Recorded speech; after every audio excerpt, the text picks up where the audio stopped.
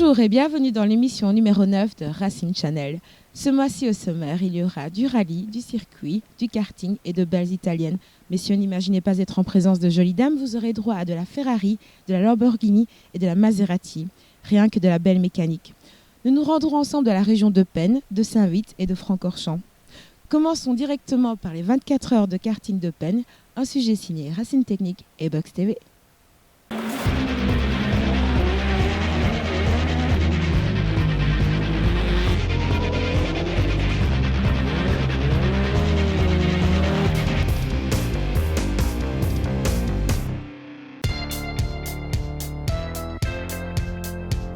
Sur la nouvelle piste de karting de Penne se déroulaient les 24 heures endurance Sodicart. Épreuve comptant pour le championnat du monde de karting loisirs. Et, il n'y a pas à dire, en Belgique, nous avons la classe. Le plus beau circuit du monde auto est chez nous, et le plus grand et plus beau circuit karting indoor au monde est chez nous aussi. Cocorico! Avec pas moins de 8 nationalités représentées sur une piste d'une longueur de 1100 mètres, une trentaine d'équipages se sont élancés dès 21h30 pour ce double tour d'horloge. En plus des habitués du championnat, quelques équipages avaient fait le déplacement pour le pur plaisir.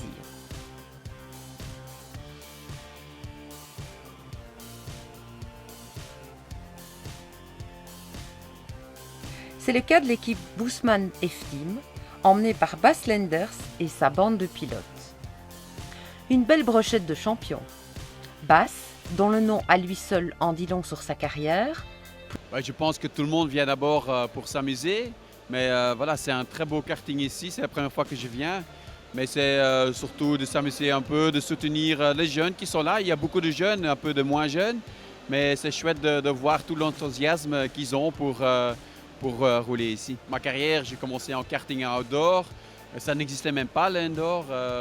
Mais voilà, finalement, c'est 4 roues et un volant. Voilà, pour aller vite, il faut sentir la voiture, il faut sentir les grippes ou le kart.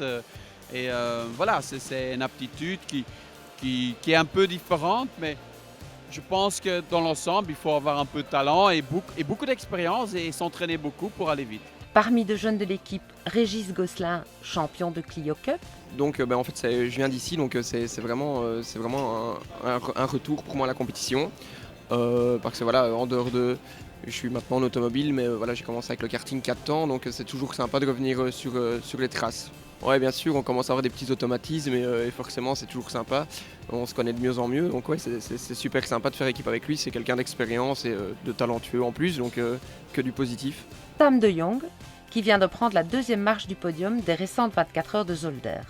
De gagner, non. D'avoir du fun et j'espère qu'on a une chance de gagner. On va voir, mais c'est chouette donc. Tous vous diront qu'ils étaient là uniquement pour le fun. Et ils n'ont pas menti.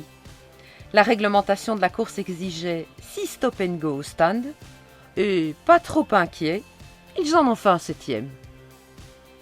Dans une course aussi disputée, ça les a relégués au fond du classement. Mais qu'à cela ne tienne, tant qu'ils prenaient du plaisir. On s'est mariés, on s'est dit avec Henri, voilà, on est tous les deux passionnés de sport automobile. On s'est dit, tiens, on ferait bien une équipe pour faire un 24 heures, parce que c'était la seule compétition qui était dans nos moyens. Et on s'est dit, bon, on s'associe. Moi, j'amène des pilotes du sport automobile que je connais. Toi, tu amènes des pilotes du sport automobile que tu connais.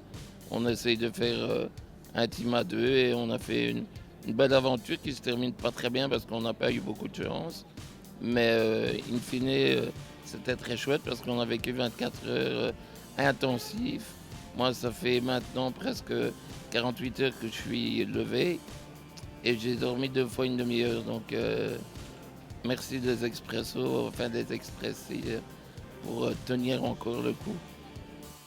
Au bout des 24 heures, un final d'anthologie. Dans les 10 dernières minutes, l'équipe Euro Racing, emmenée par l'Allemand Mark Schings, qui menait depuis le début, est dépassée de justesse par l'équipe Modave, emmenée par Fabio Paoleschi. C'est donc logique que l'équipe Modave, qui est quand même en tête du championnat du monde Sodicart Indoor, et finalement devant une très méritante équipe Euroracing qui n'est que 150e à ce championnat. Euroracing a ainsi tenu la dragée haute durant 23 heures et 50 minutes. Ah, très super heureux. Ça a été une course fort disputée, franchement. On n'y croyait pas jusqu'à 10 minutes de la fin. Et on a gagné. On n'y croit pas tellement. Ça a été chaud. Mais au final, c'est bon pour nous. D'abord, c'est un grand plaisir, c'est clair. C'est beaucoup de satisfaction parce que c'est des jeunes mais qui le rendent bien, ils ne sont pas à grain, ils écoutent bien. Mais bon, au-delà d'écouter, c'est des professionnels du 4 temps, au loisir. Et c'est un réel plaisir de pouvoir les voir progresser comme ça et gagner des courses. En tout cas, ça me fait plaisir de les gagner avec eux, tant qu'on peut le faire.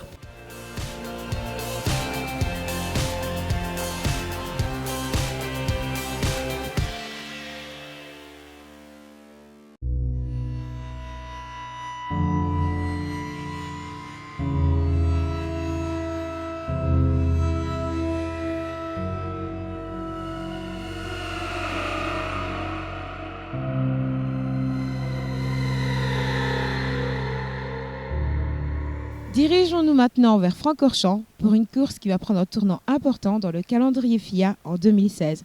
Bienvenue au Racing Festival avec le BGDC. Ainsi j'ai signé Cyril D Photographie.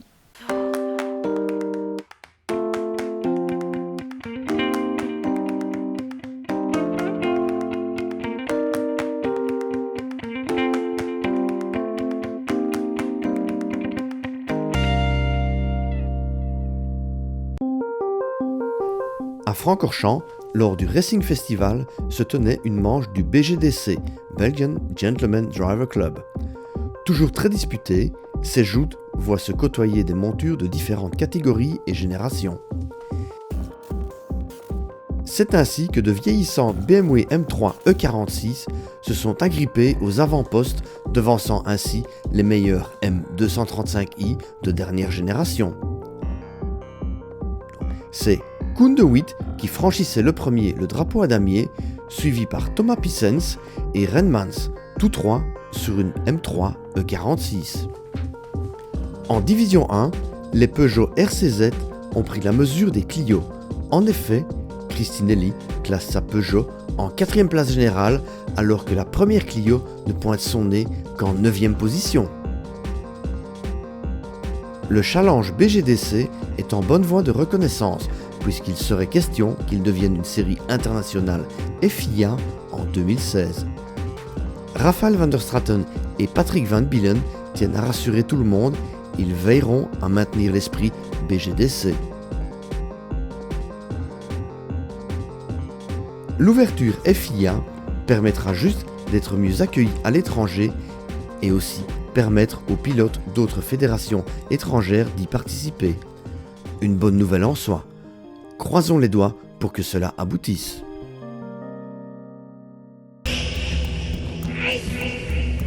Restons à Francorchamps pour admirer ces belles voitures italiennes et les secrets de la réalisation de jantes exclusives. Un sujet signé Racine Technique et Box TV.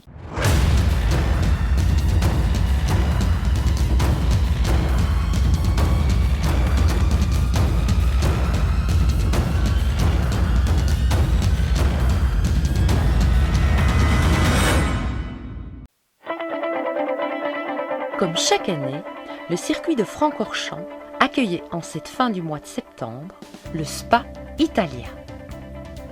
Vu la multitude d'activités liées à l'automobile se déroulant le même week-end, on ne se bousculait malheureusement pas à cette édition. Pourtant, DG Sport, l'organisateur, avait, comme à l'accoutumée, mis les petits plats dans les grands pour vous offrir une édition de qualité. L'occasion pour bon nombre de propriétaires de ces voitures italiennes de venir les présenter et de rouler sur le circuit.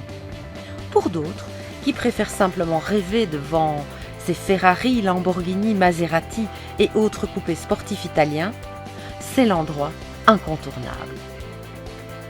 Pour les propriétaires désirant faire entretenir ou restaurer leur Ferrari, nous avons rencontré Roberto, du garage Pista Fiorano, spécialiste en restauration Ferrari. Depuis 1987, je suis dans cette passion dans la marque Ferrari. Et la restauration date réellement depuis 2 ans. Depuis petit, depuis mon enfance, Ferrari a toujours été pour moi quelque chose de très particulier.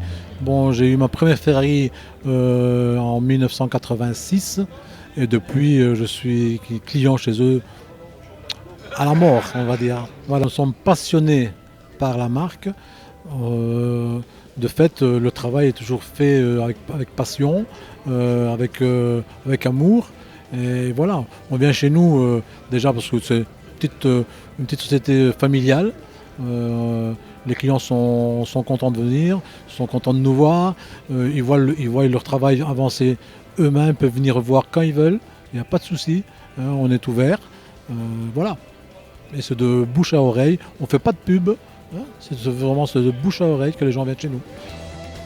Comme une belle voiture va toujours de pair avec de jolies jantes, le stand à côté de Pista Fiorano abritait celui du fabricant de jantes ADV1, Yoribio, nous explique ici pourquoi ces jantes sont fabriquées à la carte et l'intérêt de celles-ci. Oui, alors les jantes forgées sont par nature une des jantes qui sont utilisées et fabriquées en utilisant les meilleurs alliages et une technique de fabrication qui rend les jantes plus solides et plus flexibles à la fabrication. Ici, les jantes ADV1 sont en fait les jantes les plus haut de gamme qui existent sur le marché. Pourquoi ? Parce qu'elles sont totalement customisables. Donc on peut réaliser des jantes rencontrant les souhaits de n'importe quel client pour n'importe quelle voiture. Si un client a un engin lunaire, on pourrait lui fabriquer les jantes qui vont dessus. Les jantes peuvent être fabriquées en utilisant plusieurs techniques. Il y a les jantes en une partie qu'on appelle monobloc. On a aussi des jantes en 2 parties. Et on a également des jantes en 3 parties. Et donc ça permet vraiment d'avoir une gamme et un look totalement différent et une combinaison pratiquement infinie. En fait, une jante 3 parties se compose donc, comme son nom indique, de 3 éléments. Il y a donc un voile extérieur, ensuite un voile intérieur, et on vient y poser par la partie du voile extérieur un centre qui vient ensuite se fixer par une boulonnerie par l'arrière. Et on peut d'ailleurs choisir d'un point de vue esthétique que cette boulonnerie soit visible ou cachée. Le voile en 3 parties, on voit en fait donc qu'il se compose du voile extérieur que je montre ici pour l'instant.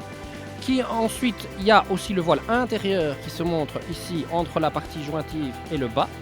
Et ensuite, le 3e élément qui est la partie centrale ici, au-dessus, qui pour l'instant est mis sur un présentoir avec des tiges, et qui vient se mettre, donc se glisser sur les 2 voiles et qui vient se fixer avec une boulonnerie, là où on voit tous les trous ici, par l'arrière. Et donc ensuite, on peut décider si les boulons sont visibles de l'extérieur ou pas. Ça, c'est un choix client et purement subjectif. Enfin, point d'orgue du week-end. Chacun peut aller à allure normale prendre part aux diverses parades sur le circuit. Pour les amateurs d'italienne, c'est bien l'endroit à ne pas manquer.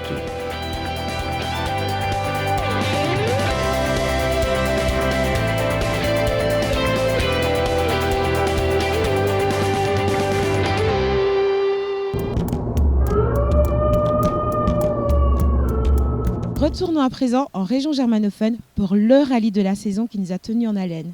Bienvenue à l'East Belgium Rally, un sujet signé Mediasport Development et Radio Brouwer Oudenaarde.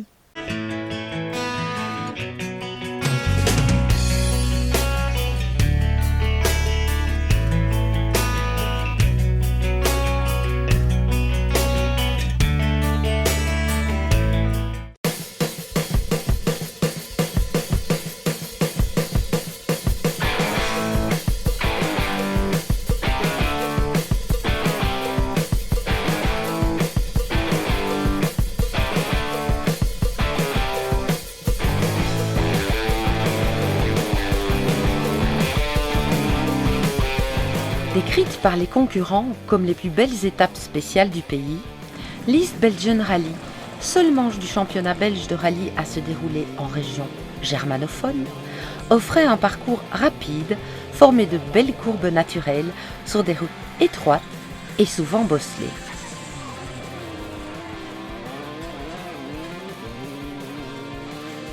Ce parcours était quasiment identique aux années précédentes. Et ce n'est pas Cédric Chorin qui nous contredira. Quasi identique ne veut certainement pas dire totalement identique. En effet, surpris par la voiture de Verschuren arrêtée au TRC, avancée de 300 mètres par rapport au tracé de l'an dernier, Cédric Chorin n'a pas pu éviter de légèrement tamponner Verschuren. heureusement, sans trop de dégâts aux deux voitures. Chorin écopera d'une pénalité d'1 minute pour cette sombre histoire de bousculade au TRC, qui l'empêchera de rééditer sa performance initiée lors de l'édition 2014. De son côté, Vincent Verschuren n'a en rien été perturbé par cet incident et nous a livré une course magnifique, pointant même à plusieurs reprises en tête de la course. Mais n'ayant pu suivre le rythme imposé par ses deux rivaux lors des dernières spéciales de nuit, il devra se contenter de la 3e place finale. Le régional de l'État, Stéphane Hermann, avait ici troqué son habituel Punto contre une Skoda Fabia S2000. Malheureusement surpris par les réactions d'une 4 roues motrice, il partit à la faute dans le 5e tronçon chronométré. Oui, voilà, on a fait des beaux chronos et par contre, j'ai pas eu beaucoup de kilomètres et tout ça. Ici, on vient de faire la spéciale assez vite, on a mis des nouveaux pneus, j'étais vraiment très à l'aise, je crois on fait un super beau chrono là et top 5 même. Et voilà, ici, au point de départ et après 1 kilomètre, ça nous arrive. Et je connais très bien l'endroit, on a fait pendant des années et je ne vraiment pas douté de sortir à ce point-là. Et voilà. Dans cette même étape spéciale, Freddy Loax, que l'on attendait ici en vainqueur, n'a pas eu beaucoup l'occasion d'arbitrer les débats, puisque, contraint à l'abandon suite à un problème de boîte de vitesse. Bien qu'il n'ait pas rejoint l'arrivée, il décroche tout de même ici le titre de champion de Belgique des rallyes 2015. En effet, Guillaume Dillet, bien qu'il n'ait pas démérité, ne peut mathématiquement plus rattraper Freddy, alors qu'il ne reste plus que le Condro à parcourir. Avec sa petite DS3 R3, Dillet se classe finalement 8e derrière la Porsche 997 GT3 de Tim Van Parijs qui remporte la catégorie GT.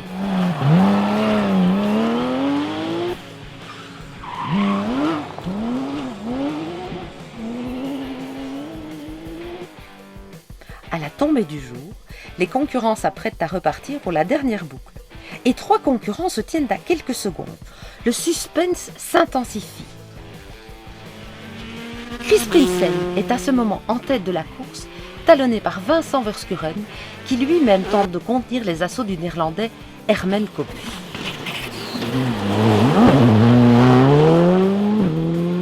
Bertrand Groten se tient en embuscade avec sa WRC, au cas où l'un des 3 autres commettrait une petite erreur. On a démarré calmement parce que bon, ici l'objectif c'est d'arriver jusqu'au bout, d'avoir de l'expérience avec la voiture pour le Condro, donc ça c'est clairement l'objectif. Maintenant c'est sûr qu'il y a toujours la course, donc on espère être bien là au final. Benoît Allard, auteur d'excellents chronos avec sa bonne vieille WRC, aurait pu arbitrer cette joute s'il n'était sorti de la route en fin d'après-midi.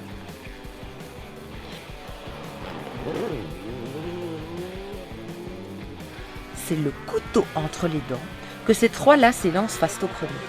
Vincent Verschuren n'arrive pas à tenir le rythme infernal imposé par ses 2 adversaires, Chris Prinsen et Herman Kobu. Au bout d'un final d'anthologie qui nous a tenus en haleine jusqu'au dernier mètre, c'est Herman Kobus qui remporte cette édition 2015 de l'East Belgian Rally pour les 2 petites secondes devant Chris Prinsen et 7 secondes devant Vincent Verschuren. Oui, vraiment, quelle bagarre. Franchement, c'était du matin au soir, première spéciale jusqu'à la dernière. On a essayé, encore dans la dernière, on a tout donné. Félicitations à Herman, franchement, il a très bien roulé. Je pense tantôt, on part ici 3e, après la première, on est en tête, puis 2e. Je pense que je ne sais pas combien de fois il y a eu un changement de leader ici, donc j'espère que ce sera comme ça au Condro et l'année prochaine. C'est vraiment... Ça, c'est le rallye. Ça, tu vois, les gens, ils adorent, tout le monde suit, il y a beaucoup de monde. Les gens restent dans les spéciales parce qu'il y a de la bagarre. Et c'est ça que je pense que le rallye a besoin. Oui, franchement, je pense que cette 2e place, mais surtout la bagarre qu'on a livrée, ça fait du bien pour Peugeot, pour l'équipe, pour nous. Je ne dis pas des bêtises quand je dis que tout le monde en avait vraiment besoin. Et voilà, maintenant on peut vraiment se réjouir d'aller à 8 pour le Condro. 2 secondes d'écart au bout de 153 km, il y avait longtemps que le BRC ne nous avait plus gratifié d'un tel suspense. Cette manche fut sans conteste l'événement à ne pas manquer dans ce championnat. Un final d'anthologie, Freddy Loac sacré champion de Belgique DRC et Andy de Wallef au volant de sa Renault Twingo R1, qui est ici aussi sacré champion de Belgique, mais en catégorie junior. Et, excusez du peu, avec la plus petite voiture du plateau. En catégorie R2, c'est Fernemont qui l'emporte. Rendez-vous dans une dizaine de jours pour la dernière manche du championnat, le rallye du Condro à Oui.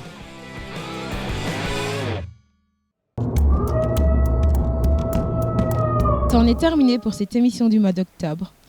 Quittons à présent la région de Spa où c'est confirmé en 2016 aura bien lieu le Spa Rally. En attendant, n'hésitez pas à venir nous retrouver au Rallye du Condro où notre équipe sera présente au grand complet. N'hésitez pas également à venir visiter notre page internet www.racingchannel.be. Vous pourrez y retrouver toutes vos émissions. Nous vous remercions de nous avoir suivis et rendez-vous au prochain numéro.